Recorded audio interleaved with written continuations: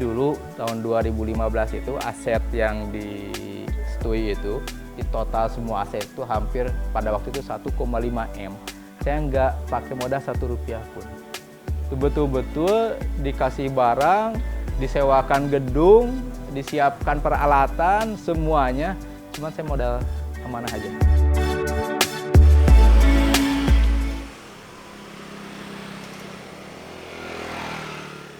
Nama saya Deddy Supriyatna, asal Sukabumi, orang Sunda sebenarnya, cuma besar di Jawa.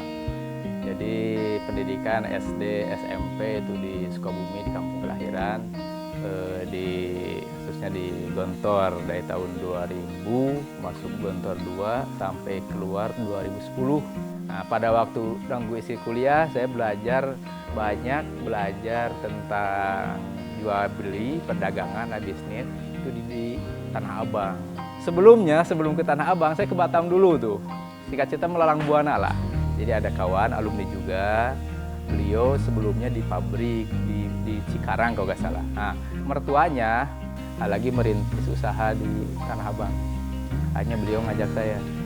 Di sanalah mulai tahu dunia fashion lah, karena di Tanah Abang kan pusatnya.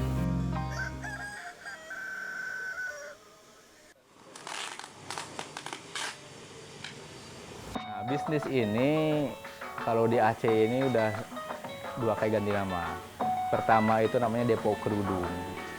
Depo Kerudung pada waktu masih di Setui ya, di sana 2014 kami 2014 atau 2015 kami ini setelah nikah tinggal di Aceh, nikah. Nah, akhirnya karena kedekatan saya sama yang punya pabrik ini, beliau tanya, Deddy apa kegiatan? Pada waktu saya dagang jaket, saya bilang kan dagang jaket. Oh gini aja, kita buka cabang aja di Aceh, mau gitu kan? Boleh.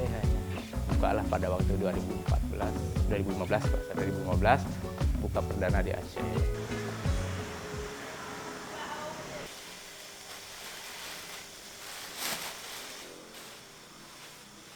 Saya bisa dibilang ini satu-satunya mungkin orang yang berdagang tanpa modal Rp1 pun. Modalnya modal amanah. Jadi dulu tahun 2015 itu aset yang disetujui itu, di total semua aset itu hampir pada waktu itu 1,5 M. Saya nggak pakai modal Rp1 pun. Itu betul-betul dikasih barang, disewakan gedung, disiapkan peralatan, semuanya. Cuma saya modal amanah aja.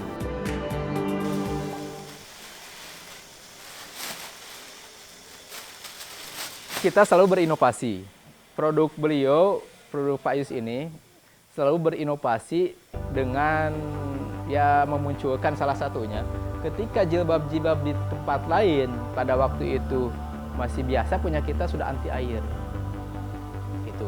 Setelah itu ada banyak yang tiruan anti air, kita anti bau dan anti bakteri. Jadi ketika jilbab-jilbab kami ini merek Ansania itu, misalkan seorang perempuan, ibu-ibu atau remaja itu nggak sempat nyuci, udah masuk ke tumpukan, misalkan nggak kecuci, misalkan sebulan 2 bulan, itu pas kalian mau pakai itu nggak bau apek, masih tetap segar. Makanya bisa dicek di IG-nya itu kita segar, sehat dan wangi gitu kan. Ini perusahaan ini kami jilbab ini yang punya orang lokal asli 100% Muslim taat. Sebagian keuntungan dari jilbab ini disisihkan untuk yatim piatu, fakir miskin, didirikan untuk 2 yayasan yatim piatu. Ada 2, satu di Bandung, satu di Cianjur.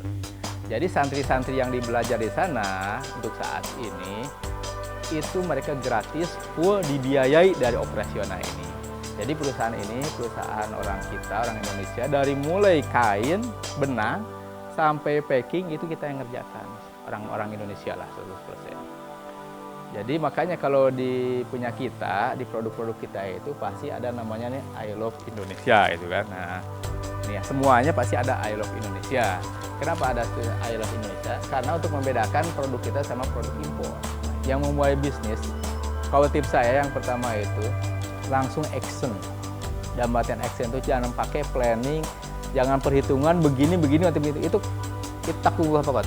Pokoknya tawakal, yakin sama Allah ada janjinya. Karena gini, jadi action aja lah kalau misalkan itu. Dan yang kedua setelah action itu jaga amanah.